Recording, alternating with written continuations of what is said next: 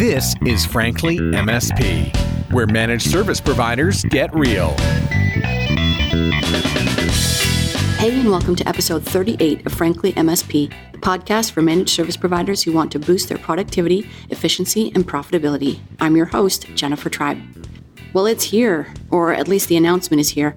I'm talking, of course, about Frankly MSP Live, the conference.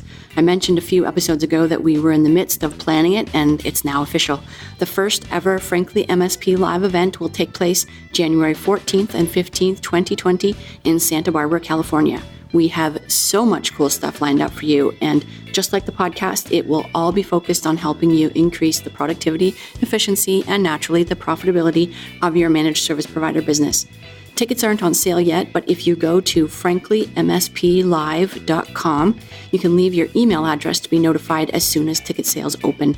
We have put a hard cap on attendance. We're keeping it small for this first year to ensure that it's a knockout experience for everyone who attends. So mark the dates in your calendar now, January 14th and 15th, 2020, and definitely get your name on that notification list at franklymsplive.com. You'll get first dibs on the early bear, that's in quotes, early bear discounted tickets. Plus, you'll be on the VIP insider list, so you'll be the first to know as we lock in speakers and networking opportunities and all sorts of other really cool stuff.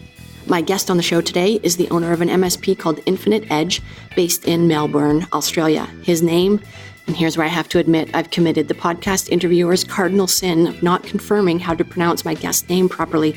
His name is Martin Haak, H-A-A-K is last name. If I've mispronounced that, Martin, my sincere apologies.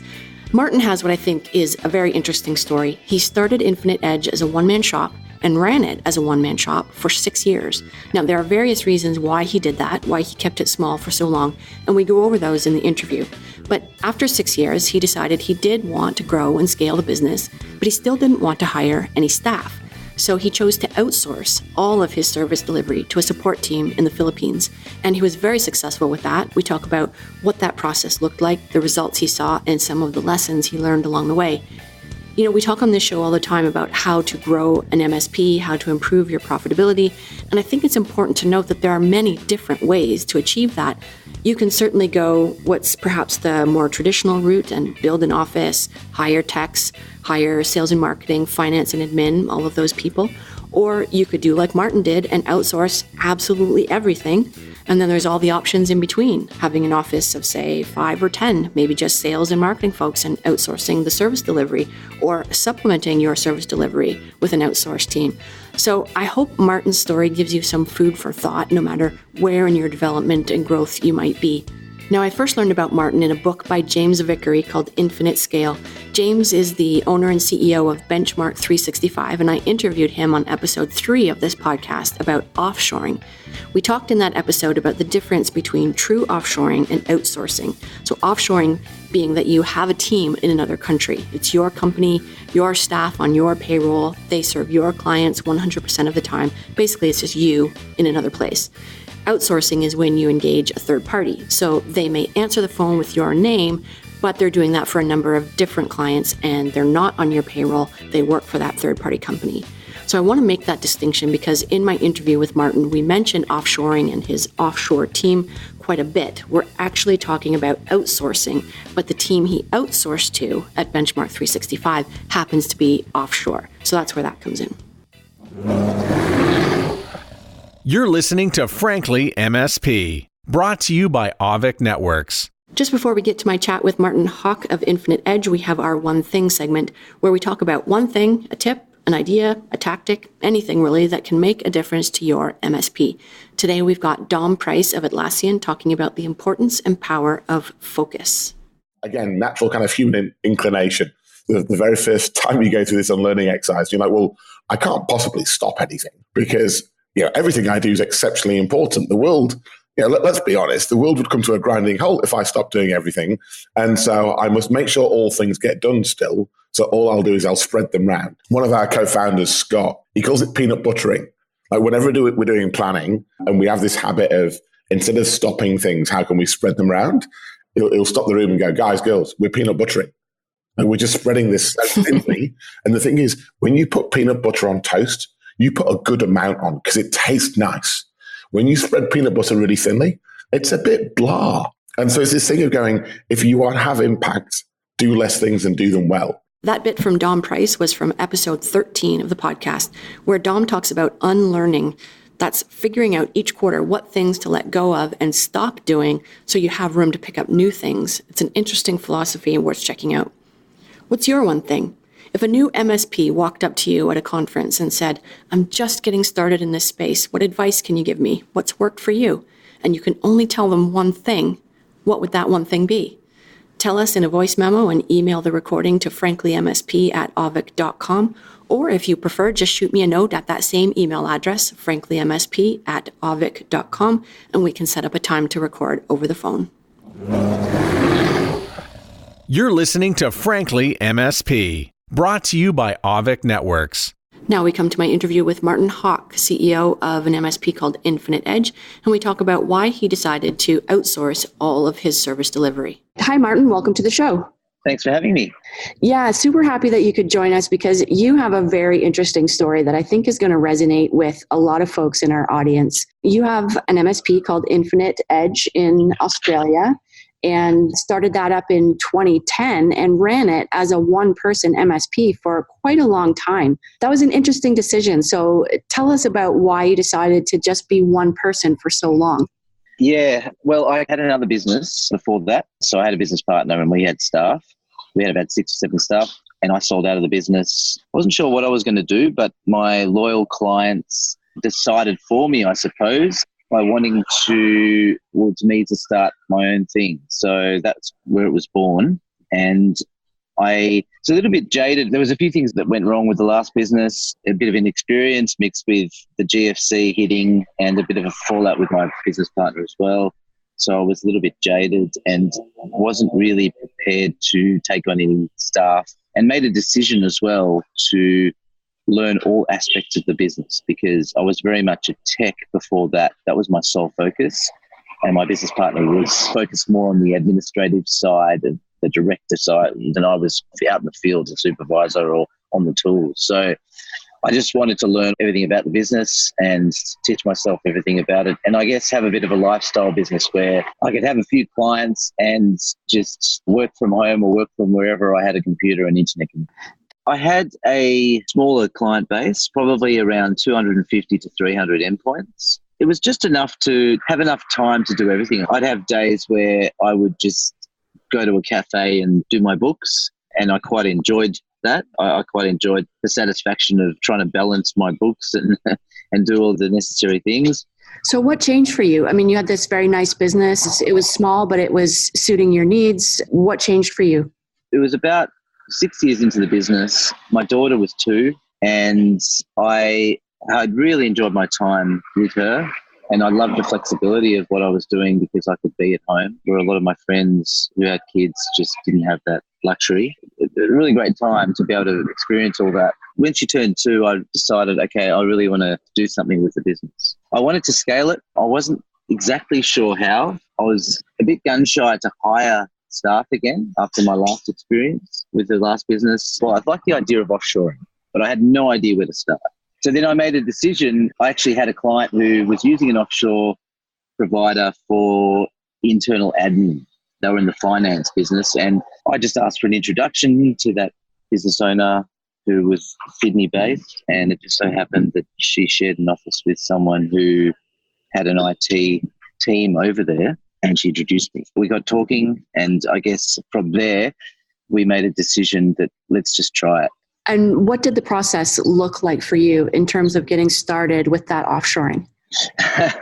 I don't know if many people would be able to relate to that, but look, for me, I guess this is sometimes how I make decisions. I just dive straight into the deep end. I'm a bit of an overthinker, and sometimes the best thing for me is to just make a decision without too much thought and then just make it happen. Something I still agonize over, definitely haven't been cured from that, but in this situation, I just thought, okay, that's it. I'm going to book a 7-week holiday with my family overseas, and I'm just going to have to make this work. I had no idea where I was going to start, but I knew that that would force my hand to make a decision and work something out And I had a few months to just make it happen. And so what were you doing with your clients for those 7 weeks that you planned to be away? Were you still serving them remotely? Well, the plan was not to. I had no intention of doing that. And that's why I wanted to actually go on a holiday, and a proper holiday. And again, I think a lot of MSPs, one-man band MSPs in particular, can relate to this, is we kind of accept that when we go on holidays that we have to work.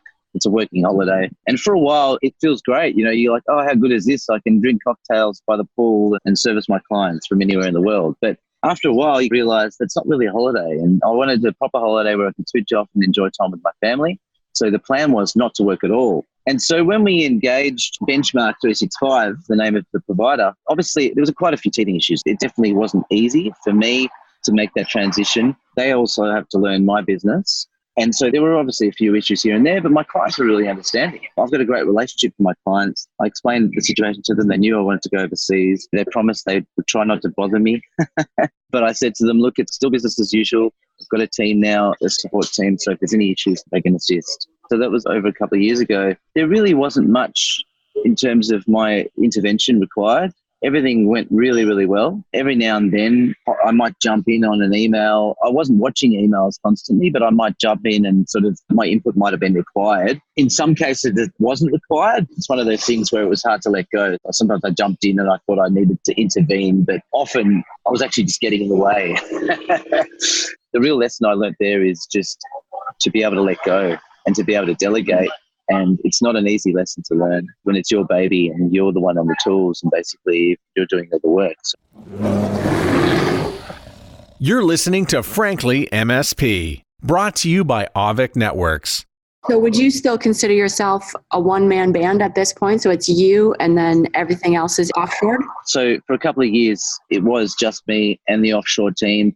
I did have subcontractors that I would use if an on-site visit was required. I'm part of a fantastic MSP community in Australia called SMBIT Pro, and they're national. So they've got a presence in every state, which is fantastic. And it just meant that we had those resources as well. So we had a couple of clients which had branches in other states, and I could call on some of the members to be my team on the ground. So that was really fantastic. And I just didn't have to get back on the tools. I didn't need to hire any techs. And then last year, towards the end of last year, I put on Maria, and I wasn't quite sure what her role might be, but we had a cup of coffee. We knew each other. She used to work for a partner of ours, which was an internet and voice provider. She headed up the channel partner programs. What is Maria's role in the business now then? When I first brought her on board, we decided on a title that she would be a sales manager or sales operations manager. But after quite a short period of time, we actually came to the decision, once we did a bit of affinity mapping and tried to map out some roles in the business and work out whose responsibilities are what, we actually worked out that she'd be better suited at this stage, at least, because there was so much to do as a business manager. I wanted to free up my time to focus on generating ideas around the business and where it was going to head, sales, marketing, and account management. I needed help with systems and processes, all aspects of the business. So at this stage, she's doing a bit of everything. So she's helping us develop and refine and improve our systems and processes. And once we get those to a stage where we're happy to hand them off, we are just going to outsource them.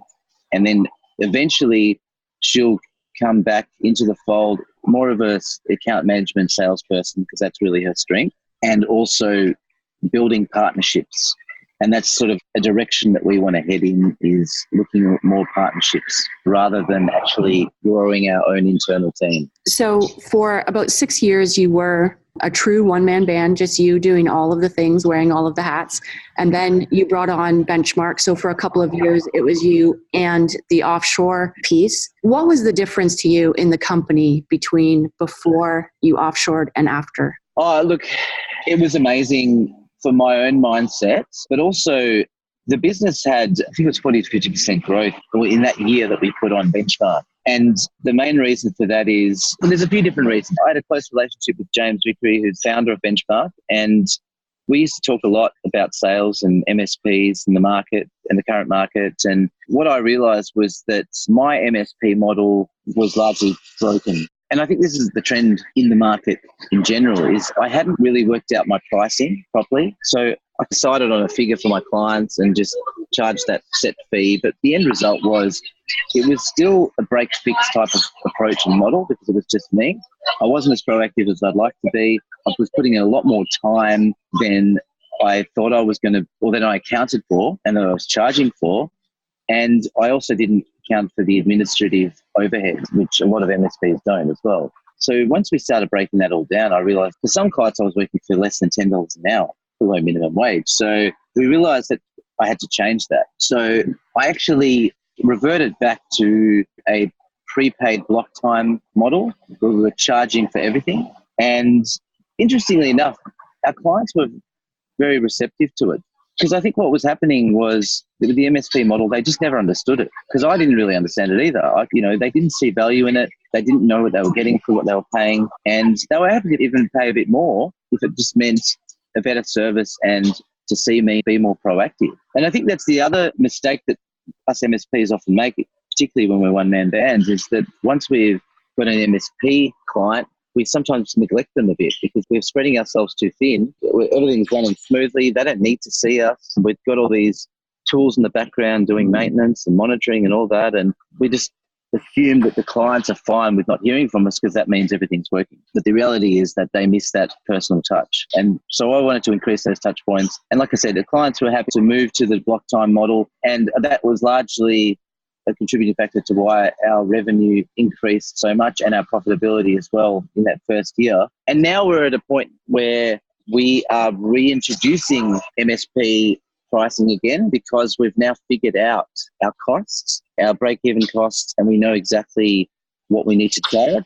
We've basically got a combination of a fixed price, monthly recurring revenue model and block time as well for projects and things like that. There are still some clients on block time and they prefer to be on that model, but we're slowly trying to convince them that it's better value for them to go back onto the MSP model. And again, we're ready to do that now. And I think that that's the real crucial point is that if you're not ready and you don't understand your numbers and how much time you've invested into a client and what you need to be charging, then the MSP model can really be dangerous for an MSP because they can just lose money. And do your clients know that all of your service delivery is done offshore?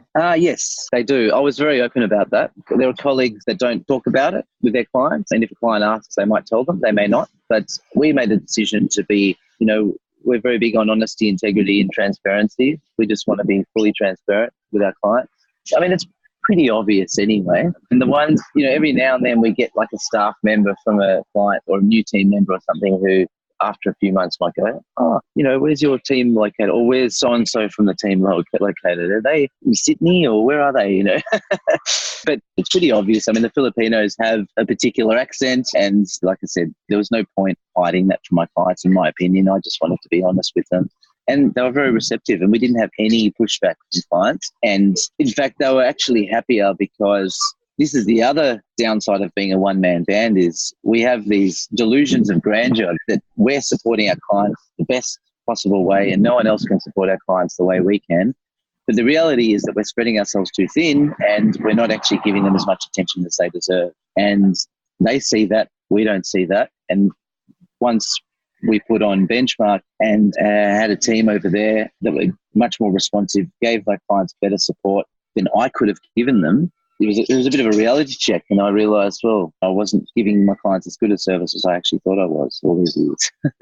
So if you had it to do all over again, would you wait 6 years to start offshoring or would you bring it in sooner? Oh, look, I definitely would bring it in sooner. There's definitely some lessons I've learned from it. Last year, I was involved in a panel discussion on offshoring and there was a number of us who had experience with it and it was a very interesting discussion. And Nigel Moore, he was involved in that discussion. He actually did a presentation on that and then we had a bit of a Q&A and he actually summed it up very, very well. And I had a bit of a chuckle when he put down the key things that he learned from offshoring because if someone had told me that when I started my journey, I would have been a lot less stressed. In reality, it took us about 18 months to really feel like everything was running the way I wanted it to run. Nigel was saying that you have to give it about 6 months at least. And that's great advice, because a lot of people give it a try and then they give up really, really quickly because things aren't working out. And inherently what it does, and this is the same as putting on any team member, I suppose, but in our case, because we're putting on an entire team overnight, essentially, it really highlighted the flaws in our systems and processes and documentation, particularly documentation. And I think that's a bugbear for every MSP, is to get that documentation constantly updated. And so that was a real challenge. And so what we learnt was that was really important to get that right. And particularly them being over there, they don't know our clients. They've never been there. They don't know what the office looks like. They don't know where the computers are, where the server rack is. All of those things have to be absolutely documented to the last little detail. What I've realized is over-communicate. If I sit there and I give someone an instruction and I think, should I explain it a little bit more? I've realized that if I'm thinking that, I should do it, because it just saves a lot of back and forth and a lot of miscommunication. There is a language barrier as well, and a cultural barrier, because they do things a little bit differently over there. So it's important to be aware of that and to be patient. And also to try and involve them as much as you can in your own culture, not have an us and them mentality. I think that's a mistake that a lot of people make as well. They are part of your team and you've got to treat them that way. So again, another great bit of advice that Nigel had was fly over there, fly them here, make them part of your team, and it will bring amazing results in terms of their performance and their loyalty. And Thank you so much for joining us today, Martin, and for sharing your story. Thank you, Jennifer. That was Martin Haak, CEO of Infinite Edge out of Melbourne, Australia. I'll put links to all of the things we discussed on today's episode in today's show notes at avic.com/franklymsp/038. If you'd like to continue the conversation about outsourcing and offshoring, head over to the Frankly MSP community on LinkedIn. We're always interested to hear about your take and your experiences. And of course, don't forget to get in touch with me if you want to contribute to the One Thing segment. You can reach me at franklymsp@avic.com. That's a wrap. Till next time, this is Jennifer Tribe. Thanks for listening. Frankly MSP, brought to you by Avic Networks, the most efficient and profitable way to manage your clients' networks.